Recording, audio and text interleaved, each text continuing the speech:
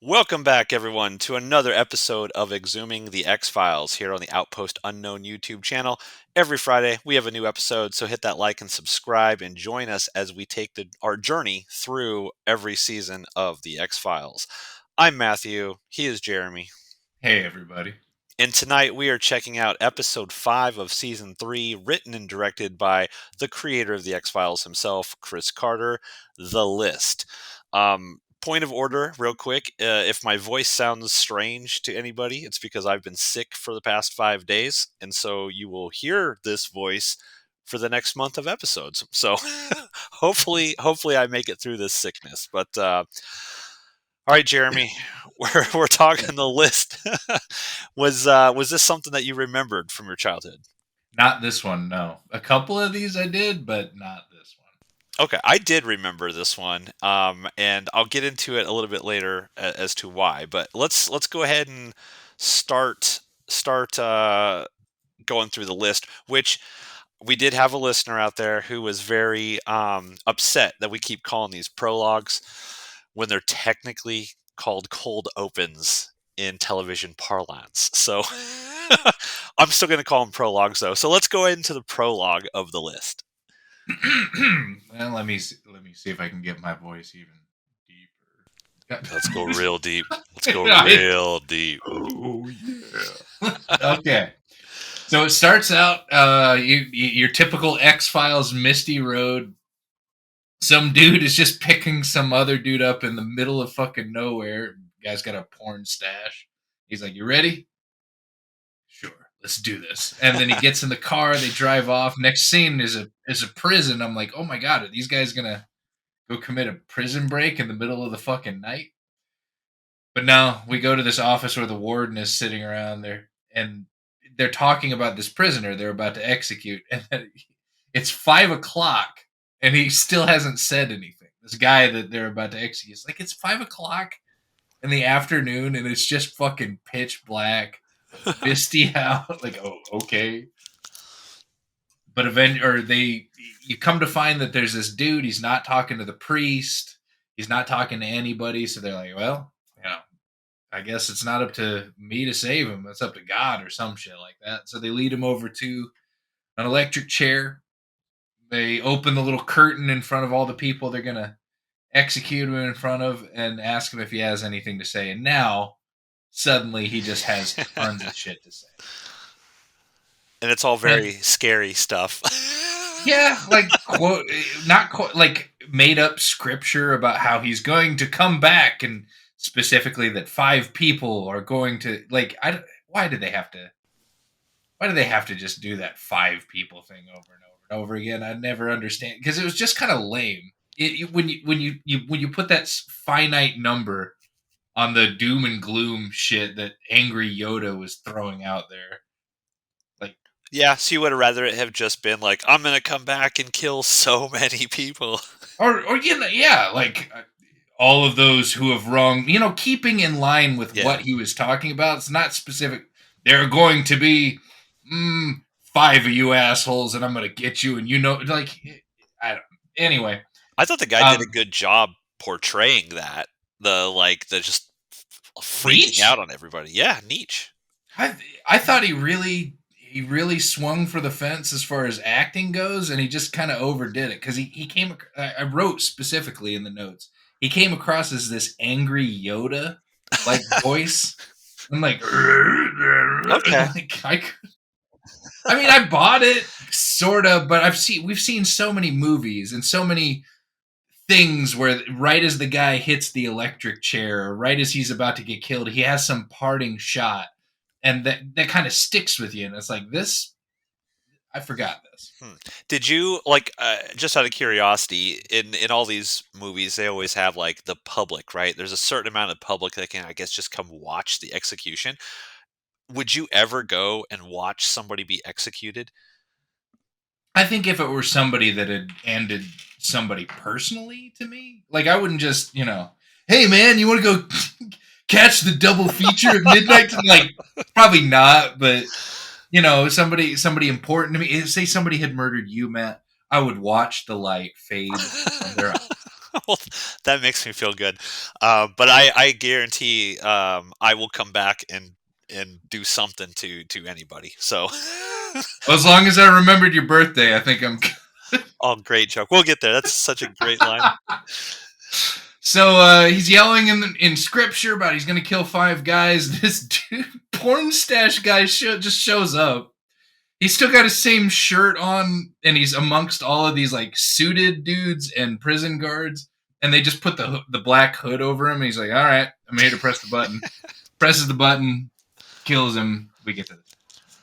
The warden, by the way, is played by J.T. Walsh. J.T. Walsh, very kind of famous character actor. I'm sure if you saw him, if you don't remember the exact movies he was in, you'd be like, "Oh, I've seen that guy before." He is the main antagonist in an amazing film from the 1990s that very few people have actually seen, called Breakdown with Kurt Russell. Incredible movie if you haven't seen it. But yeah, and then Ken Foray is the prison guard. Ken Foray, most famous for being one of the main protagonists of George Romero's Dawn of the Dead. So See, I there's some thought he fun. kind of. I remember seeing him. I couldn't quite peg it, so I started calling the warden Fat James Spader throughout the And forever, henceforth, he shall be known as Fat James Spader. All right, so immediately afterwards, we find out that revenge was already taken upon the first guard. A guard dies at the prison. He ends up getting suffocated to death with a pillow that's in Nietzsche's cell. Like he died in Yeah. Nietzsche's cell. And to your point, you're already like, oh man, there's only 4 more people gonna die. Yeah, yeah, we don't.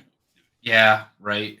I had to deal with that title screen stuff, and I didn't even get it. But they kind of make up for it because this entire episode has some pretty gruesome, kind of gross shit in it. That's kind of fun to watch Yeah. if you like gruesome and gross shit. There's a lot of death in this episode. Right. Uh, I, they Scully and Mulder they come in to uh, do this investigation. I remember that I wrote it specifically down that some dude like says "woman on the block" when Scully starts coming down Oh yeah. to complete silence, like no cat calls or nothing. I'm like, okay, why did they even bother announcing that? There are a lot of shots here of these dudes just eye fucking Scully though as she walks by in her pantsuit. Yeah, They're eyeing her. she looks good. They examine the corpse, or they're fixing to examine the corpse. Mulder and the fat James Spader are standing across the room, and Scully like ambushes the warden with maggots.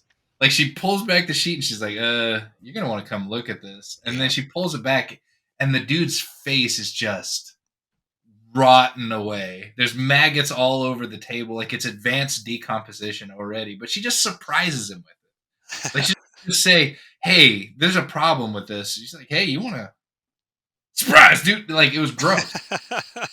And apparently, they actually used real maggots for a lot of this stuff, and the cast and crew were not happy. Ugh. Usually, they use mealworms for this kind of stuff, but these are actual real maggots. Oh, great to know. The more you know. and then and they do this a second time with this exact same character, and I don't understand why they did it. They just immediately hard cut to Mulder talking to somebody, a prisoner who's not identified by name at any point throughout the rest of this episode. I'm very, very sure. He's a good actor, whoever he is, but like it just bam, he's talking to Scully, or sorry, Mulder is talking to just some guy that's in the prison about what's going on. Is this the guy that's telling him, "Hey, Nietzsche is back," and Yeah. he'd call it transmigration of the soul? Because the Yep. whole thing is about reincarnation. Is Nietzsche back, reincarnated as somebody else? That guy is a good actor. I actually He thought he was. was the guy from Oz at first, but it turns out it's not that guy. It's a different actor entirely. Well, and you foil him against the other dude, the other prisoner that is in this episode. I think it was a kid from 8 Mile. Does such a horrible job. Yeah, Like anyway, we'll get to that. yeah. Um Scully is looking through Nietzsche's room, and they never they never really talk about it. But there's this like horrible yellow stain on his Oh, pillow, or it's so that has these gross. little flies on it. And then they talk about that the guy that had the pillow over his face might have actually suffocated because these maggots were in his lungs already. Gross. Like, what a awful way to die. Yeah. Everything in this, like, in terms of like, because I wrote down here, nasty ass pillow in Nietzsche's cell. You just look at it and you recoil. You're like, oh God, like Yeah. You gross. never want to see a pillow like you're staying at somebody's house or something, and there's just this pile of pus with flies on it. Like, okay, I'm gonna go down to the Super 8. I might get bed bugs, but I don't have to sleep in Worth it. that. So the guard leaves Scully in this cell to go check on Mulder for whatever reason, and this guard just grabs her from behind, mouth, hand over her mouth, like you gotta throw the name of this episode out there for some reason. Yeah. Like, there's somebody with a list, and there's 5 people on that list, There's a list. Yeah. and there's Nietzsche's one of list. them. You need to find Nietzsche's list, and that guy was one of them. And then he just like fades into the Fades into darkness. He's like, I just want to help you. Well, why don't you just tell her the names on the list? Mm. It's and now what's cool about this is I actually wrote this down. Like this is weird because Scully just kind of walks off by herself. There's entire areas of this prison that have nobody around. But I wrote here, I like the green hue of everything. I think it just looks visually really cool. Like the color palette and all of this and the shadows. You could tell they put gosh, I always forget the name of it, but there's this movie making stuff where it's kind of, oh, it's haze.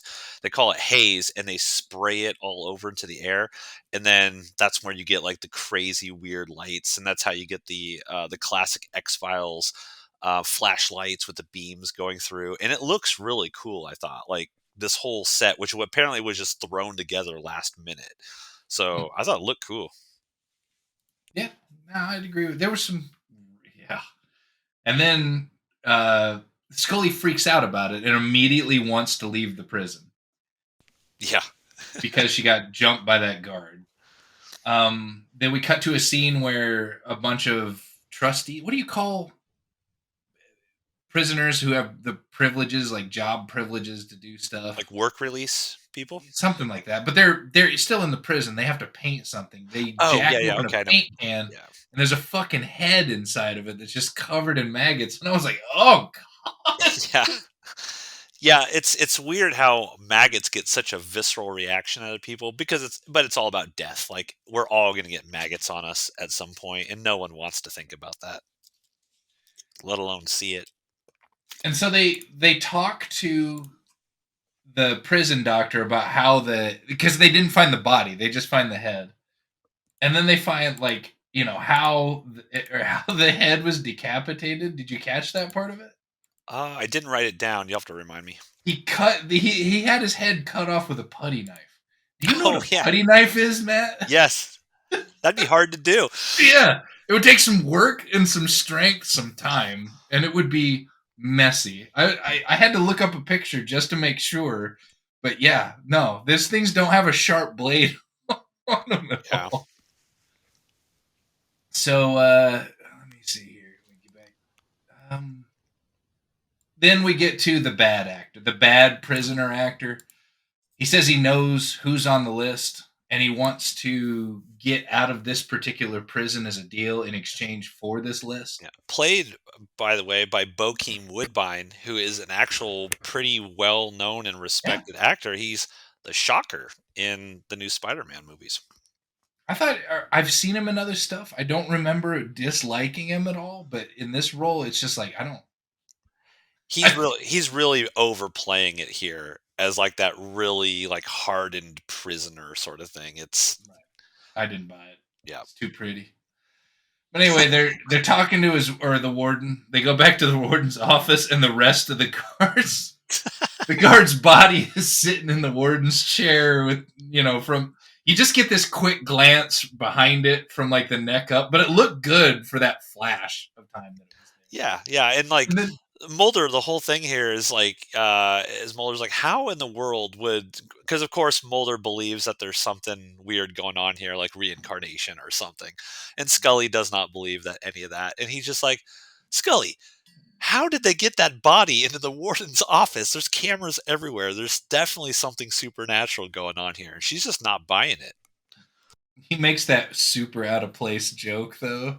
Oh yeah, Like that's I guess you get to finish the rest of that autopsy. there are some funny lines in this episode for sure. They go back to Nietzsche's cell to go over, like, he was an educated guy. He had written lots of stuff. He was a bit of a philosopher slash spiritualist. And they start having a debate over whether he's capable of coming back to life. Scully brings up her Catholicism, and they don't believe that, stuff like that. And then he asks Scully, and that was one of my favorite jokes. He asks Scully, if you could come back and kill 5 people, who would those people be? And she's like, only 5? He's like, what? He reassures, like, I remembered it was your birthday this year. Yeah. It's so good. It's just played perfectly. How that, and that's the great David Duchovny one-liner sort of stuff in this. Like David Duchovny is great at that really kind of understated joke, where he's not like laughing when he's saying it or anything like that. It's not played like haha. It's just like he plays all these things like straight. it's it's real good, real good. We should point out that even though Bokeem wants that deal, the warden, Fat James Spader, does not want to give him the deal because, in an a literal way, he's like, look, if I give this guy what he wants, every prisoner in here is going to be shaking me down for a thing. He's like, I just can't do it. So at this point in the episode, did you feel like that the warden was shown to be a bad guy from the beginning, or did you feel like at this point he could still be like an innocent person in all this? I, they didn't they didn't do any job at all of establishing that there was corruption in the prison from anybody. Like, why Angry Yoda, sorry, Nietzsche was so mad at everybody in the first place. They just talked about this fucking list of guys that had done him wrong, and they were just so vague about who it could be. Yeah, they mentioned, I think, that he got beaten up at one point in the Yeah. past and stuff like that by prison guards. But for me, it's JT Walsh. That actor always plays a bad guy. Like he's a character actor, bad guy, in almost everything. So I kind of knew that they were going to be, there's going to be some sort of twist where he was involved in something like that. But I was curious if you got any But no, feeling of that. not until he was whooping 8 Mile's ass in the shower. No, I Yeah. didn't think he was a Okay. bad guy at all. Okay. They go and visit Nietzsche's wife. She has this whole conversation about previous times that he was going to go to the electric chair and it got stopped. Like there was some sort of mystical thing as to why he hadn't died previously. His wife mentioned that she could feel her ex-husband's power, or her husband, I guess, Yeah. power through the glass, just talking to him. If anyone can come back, it would be Nietzsche. I like that name, Nietzsche. That's just a cool name. Was it his last name or is his first name? I don't know. Like I kept thinking, prisoner. It was his Oh, last name. Everybody first called him name, I Nietzsche. think, because wasn't his last name Manley? I think it's Nietzsche Manley. Oh, okay, Yeah, okay. Because I was sitting there, I was like, is his wife calling him by his last name? yeah. First name. If my wife started calling me Czech, I'd be like, okay, babe. All right. So 8 Mile gets chained up. He's got to go talk to the warden. They put the cuffs on his wrist that are attached to his feet, and they start immediately getting suspicious with it because they're not going to his office. They're going the other way. Yeah. He meets Fat James Spader in the shower, starts talking about who's got the list. You got the list. You're going to give me the list, and he doesn't get. Other than telling him that he's on it, that Yeah. he's like the last guy on it. He's not going to tell him it. You're number So 5. So the pillowiest guy in this prison apparently beats this guy to death. Yeah. I don't think the He, warden would get his hands dirty with this. He'd let somebody else do it. sure. But I don't think he's got the strength nor the stamina with that pillowy body of his to beat anybody to death. Unless he just has like all night to do it. I don't know. So much for suspension of disbelief. He was evil, but give him a gun. Don't, you know. Yeah. So you Brazen find that out he does this while the FBI is in the prison. That's very right. brazen. But then we cut back to the wife and find out that she's been banging the guard that grabbed Scully and Yeah. told her about the list in the first place. Who's also a weirdo himself, kind of. Why is he weird? He just has this weird vibe to him. But there's so much. There's some. I shouldn't have liked this episode. I kind of didn't, and I kind of did. And it was because all of these things, like they made him purposefully weird so that he will seem like the reincarnation of Nietzsche, Yeah. kind of. But we'll get more into it. He was just We'll a get there. weird guy. Okay. I mean, who Because am I to he told question? why did he show up 6 months ago and all of a sudden he's banging Nietzsche's wife? Why does he know all this shit about Nietzsche, having only showed up 6 months ago? Like, Yeah. just stuff. Warden, after the guy was found beaten to death in the shower, they blame it on Nietzsche Yeah. or whatever is causing that to happen. So I the did make warden a note decides to here real issue a law. quick. There's one quick shot of Scully walking through this prison at some point when Mulder's like confronting the warden about like who's Nietzsche's executioner. And Scully is in a like perfectly like white pantsuit.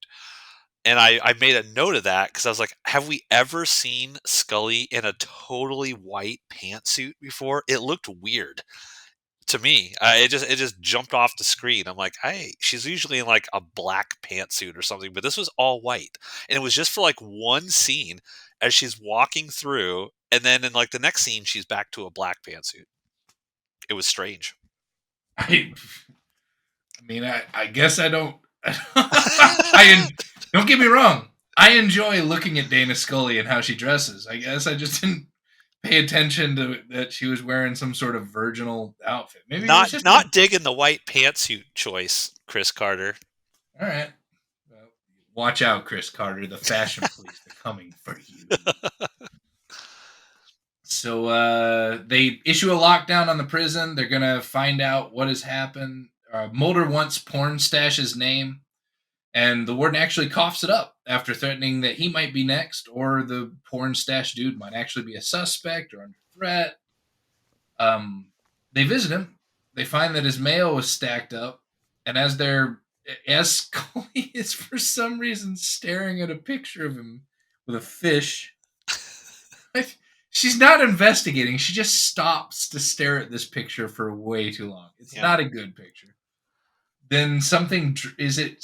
Does she see maggots on the floor? they're coming out of Yeah, the the light light bulb hole, socket or whatever. and they end up going up in the attic and they find him up there dead Yep. and just as rotten as the rest of them. And that's when it was that moment that this episode just fell apart for me. Okay. Interesting. Yes, Pornstash was the guy that pressed the button. He did not have anything against Nietzsche personally. He was just a guy that was fucking hired to do the job. That's true. Like, what? There, personal vengeance or a vendetta against people that need to die aren't just like, why didn't a kitchen guy just get it for cooking his eggs wrong one time? It could have I mean, that's a happened. good point. I hadn't considered that. Maybe Nietzsche is thinking, like, look, this is more of a philosophical opposition to the death penalty here, and anybody who would be willing to take money from this stupid private organ prison complex to press a button and fry my ass deserves it. But they did it. I don't They know. I'm do it just trying to later. make up an excuse. They do it later in the episode too because they're worried about the lawyer who represented him 11 years ago. And the guy, they sit down with the guy, and the guy was just like, I was just some 26-year-old kid. I Yeah. was kicked, he needed a public defender, and they should have never had me in there defending him. But because he plainly said I was inexperienced, I wasn't great at it, and he was just, that guy that the court appoints. Yeah. Why would he go after him? It's not his fucking fault that he wasn't this like high end, super expensive lawyer, but he got it anyway. Did you get the sense in this episode that they were trying to state, or Chris Carter was trying to state, that Nietzsche was wrongfully convicted and placed on death row, or that Nietzsche actually was the murderer back in the day? No, he was just the guy that drove the car. Oh yeah, yeah, he does the He getaway, huh? yeah, he Yeah, he he got a life sentence for somebody else doing it, but he was, or I think the guys that had pulled off the robbery had shot a bunch of people. And I don't know. Like, do you really want the it feels like you wouldn't get the death penalty if you were just the driver. Now you could still be convicted of murder. You're part of the whole conspiracy, but just the getaway car driver not actually being the one murdering people, it would seem like you would at least, well, okay, we'll give you life in prison. But the death penalty part aspect of it seems a little far fetched. Not that it can't happen. I'm sure it has happened. yeah, particularly, people of color in that Right. situation. Yeah, maybe. But it I didn't think that it was hollow, and I didn't think that he was innocent. I think that he turned a new leaf in prison. But Yeah. they could have made him a more inspirational character that I gave a shit about instead of just an angry philosopher that just started indiscriminately killing people that Yeah. really, in some cases, probably didn't have it coming to Do you think it would have made it better if it had been established, like Mulder finds out that Nietzsche actually didn't have anything to do with this, and he was an innocent person the entire time, and an innocent person was put to death, and now they're back for vengeance on the people who basically participated in putting the innocent person there. Sure, I could have accepted that much better as a premise, but I think we had already seen that in 90s movies and 80s movies a handful of times. Yeah. Probably why we didn't, Chris Carter didn't go that way. But, wait a minute. Okay, so oh yeah, back to the executioner dying, and then we get that second weird hard cut to Mulder talking to that unnamed prison guy that told him initially that not about the list, but just about who Nietzsche was. Who's a good actor. He had some other things to say. I can't remember any of them. Um, they end up talking to the lawyer because the lawyer is worried that he's on that list, and he somehow finds out about this list. This guy's just a public defender, has nothing to do with the prison, but word gets around. So Yeah. We call them pretender defenders. oh, um, he ends up like hanging out in a hotel room, and a fly like lands on his face. So you think he's gonna get hit with the maggots, but no, was that Paul, the guard that was dating Nietzsche's wife, that hits him with the pillow? I don't think so. I think that was Nietzsche. Because at the end, just fast forwarding to the end, Nietzsche is in the back seat of the car with the warden. So I think they wanted to make you think it could be Ken Foray, but I think it's actually Nietzsche. Like I don't know. They didn't never explain how he kind of physically manifests himself to chop off heads with a putty knife or anything like that. But I think it's actually Nietzsche. Oh, I thought, well, all right. It was confusing because it was just such Yeah, a brief flash of who it was. I agree that it was confusing. Then like we get to this scene where the guard is going to visit Nietzsche's wife, and for some reason Scully and Mulder are outside staring at her house, and for some reason they're gonna go tell the warden that Paul the guard is fucking this girl. Like, Yeah. what relevance does that have at all? And why would Scully be so up for? I'm telling the warden. Um, real quick, they do name that guy because I when you mentioned the guy that's like never named that Mulder talks to this stuff, I looked it up on me Speranza. So Mulder keeps talking about somebody named Speranza. That's the guy apparently. Okay. So Well, he um, never gets addressed to his face as Speranza. I yeah, don't. yeah, they just mention it. It's such a weird name. It's hard to see. I think that because they went to the warden regarding the wife because they're like she's clearly hiding something, and the wife probably knows who the rest of all. Because Scully thinks that it's some sort of inside job, like the Mhm. wife is involved with this somehow. And you could go to the warden and be like, okay, this is new information we have. The wife of Nietzsche apparently is involved in this, and you might be on this list.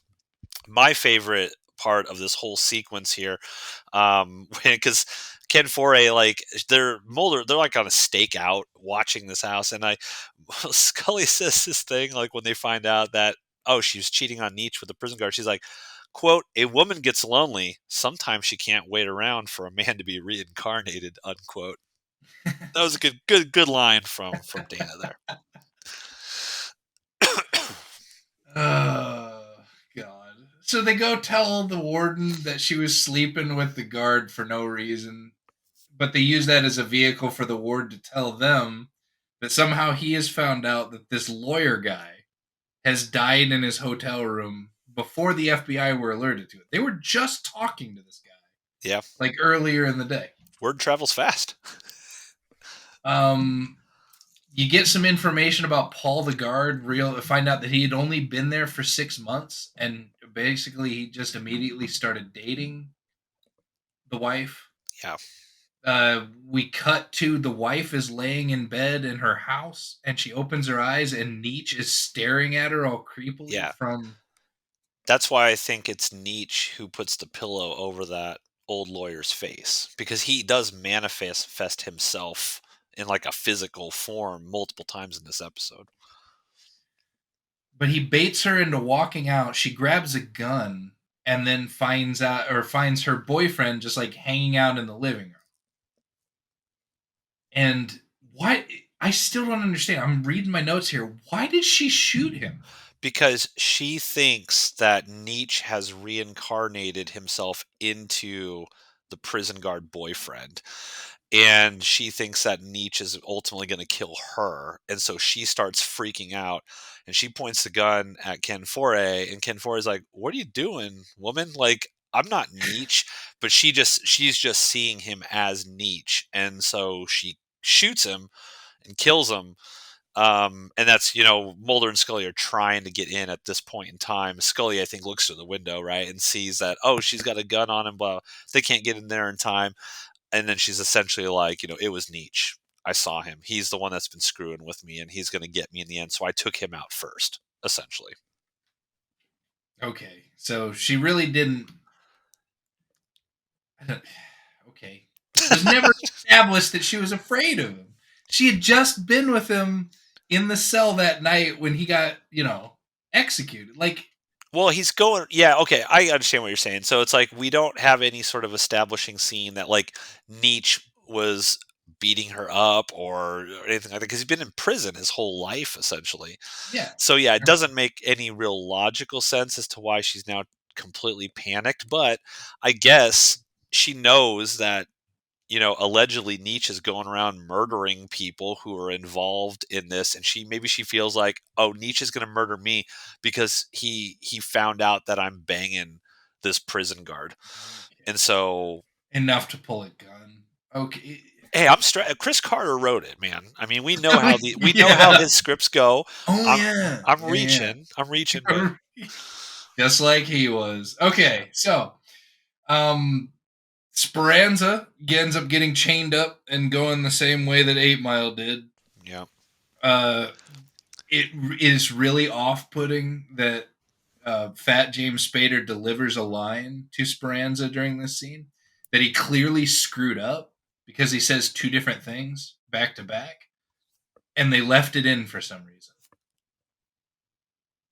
He Uh, walks up and says, he walks up and he says something like, "Doesn't matter," and anything does it, and they just left it in. It was really really weird. Well, I feel see that whole line of dialogue between him at the end. 'Cause he mentions like Speranza is like, "I'm going to give you my deal. Like, get me out of this prison, transfer me somewhere else." And Fat James Spader is going to make the deal with them because initially he's scared because he knows he's on the list or whatever. And then when he brings Speranza in, Speranza's like, okay, well, I'll give him a deal while I transfer. And he's like, well, there's no more deal to be had because I think at this point, the warden believes that the 5 people are dead that need to be dead, right? Yeah. So he's like, well, it doesn't matter any longer. Now I don't know why he beats him to death. Like it doesn't make any sense. But I think that's initially the reason why he's no longer concerned. Maybe he just thinks Speranza can rat him out to the FBI or something that he was involved in some of the shady stuff and he's trying to clean up loose ends. I don't know, but that's what I kind of got from the dialogue. And then he goes in with them pillowy fists and apparently beats Speranza Yeah. to death. Yep. The very next scene, it's daytime. Mulder's driving a car in the middle of nowhere with Scully, and he just brakes real hard on the side of the road. Scully's like, "Why did you stop?" And he gets out of the car. He starts walking away from the car to nothing, and he says, "It just doesn't make any sense." And I wrote, "I completely agree." Then they had this stupid fucking scene where Mulder and Scully like are grabbing. They grasp all of these loose threads that are in this episode and try to pull them together in dialogue for the audience, just so it's like, okay, this is how it makes sense. All right, everybody good? Fine. They start getting back in the car. And then as they're getting back in the car, the warden goes driving by. And he's driving in the opposite direction. And then all of a sudden Nietzsche is in the back seat. And then he makes him steer his car into a tree, which that looked pretty cool. Yeah. Like Especially strangles the him. blast of fucking ketchup that they just hit that windshield with. Yeah. Like they had to show, that he hit that window hard enough to not go through it, but bust his like he cracked his noodle wide Yeah. open. I mean, So he's so pillowy that they had to go the extra mile to really make you believe that the pillowy cushionness of Fat James Spader wasn't going to protect him right. from that tree. So they left an XSplit or an excess of stuff on the front of that windshield in order to show that he was dead. And then they shows his dead body. And the lesson we all learned here is buckle up out there, wardens. It's for your safety. So that's the list. Your thoughts? There are little bits of this episode, particularly the gore, that was enjoyable. There was the one-liners, the jokes that were funny, even the way out of place jokes I really enjoyed. I hated pretty much everything else in this episode. Okay. All right. I actually really liked this one.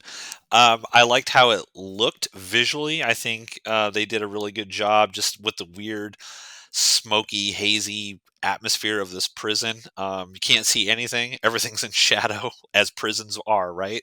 I liked, like I said, the comedic moments I thought worked well. I liked the idea of this guy coming back and taking revenge on all of these people, even though the reason for it wasn't necessarily well explained or reasoned out by Chris Carter. For whatever reason, when I was watching, I was like, I'm into this. Like, I thought this was pretty good, so I enjoyed it. Leave a comment down below if you lean more towards Jeremy on this one or myself. Yeah, I'm down with the list. I'm down with the list. So just some quick Fine. tidbits, fun facts about this episode. The list was written and directed by series creator Chris Carter, making it the second time he had directed an episode after season two's Dwayne Barry. For this episode, the art department was asked to create a, quote, convincing death row set, quote, out of thin air, unquote. The set took 10 days to construct, making it one of the season's more complicated set assignments. Construction of the set almost single-handedly caused the episode to go over budget, but the show was able to reuse the set in the season in the later season episodes Teso dos Bichos and Talitha Kumi. Unaffiliated television and film projects and the greater Vancouver area also rented the set for use on their productions. For many of the scenes, the show's producers opted to use real maggots, creatures that series co star Gillian Anderson later called among the hardest animals with which to work. Due to a number of issues, the show's design crew was not able to create a full body replica of the first murder victim, so the portraying actor had to lay on an autopsy table while maggots were poured over his body. Yeah. Oh, no. You think we had it bad just watching it? Ugh. Now, I've directed you in multiple films, Jeremy. If I were to say, "All right, Jeremy, you got to lay here. I'm going to pour maggots all over you." Oh man, you better be paying me. I ain't doing that for free. The elaborate car crash featured at the end of the episode was described by stunt coordinator Tony Morelli as, quote, the most harrowing action sequence, unquote, during the show's third season. I hope that's not true because I don't think it was that harrowing. But I guess, hoping to give the episode somewhat of a different look, the producers applied a green tint to the film in the post-production editing process. And that is something I noticed when I was watching it. It was just such a different visual style to what a prison looks like that I really, really enjoyed. The executioner, Perry Simon, was named after an NBC executive producer that Carter knew. This episode was later nominated for several International Monitor Awards, including nominations for Best Director, Best Editing, and Best Color Correction. The list later won the award for Best Director for Chris Carter. Story editor Frank Spotnitz said of the episode, quote, I think this is a vastly underrated episode. I also think it was a very brave and different show to do and that it will weather the test of time very well. I think it was brave because there is not a single likable character, nobody you can root for. Mulder and Scully do not solve the case, and that is something I had been interested in doing for some time. Chris Carter was nominated, like I said, for the Directors Guild of America work for this episode as well. Mitch Pileggi, who plays A.D. Skinner on the series but does not appear in this episode, appeared in Shocker, which is a film from 1989 directed by Wes Craven. He played a guy named Horace Pinker, a character who, like Napoleon Nietzsche Manley in this episode, promised to return from the electric chair to kill. So missed opportunity for not having Skinner in this in some way, shape, or form. This episode has one of the highest body counts in the series. A total of 9 characters are killed during the course of the story. Nietzsche Manley guards Ulrich and Fournier, Samon Roque, who is Bokeem Woodbine, executioner Perry Simon, lawyer Danny Cherez guard Vincent Parmalee Speranza, whose fate is not actually revealed, but the death seems imminent when he is last seen, and lastly, the warden. So more than 5 people ended up dying in this episode. So there you go. Some fun facts from Wikipedia and IMDb. And that's it, folks. We are going to be back next Friday. We're going to take a look at Hell yeah. episode called Too Shy. So hit that like and subscribe. Join us next Friday because we are going to get sweaty and greasy and fat sucky. And cut.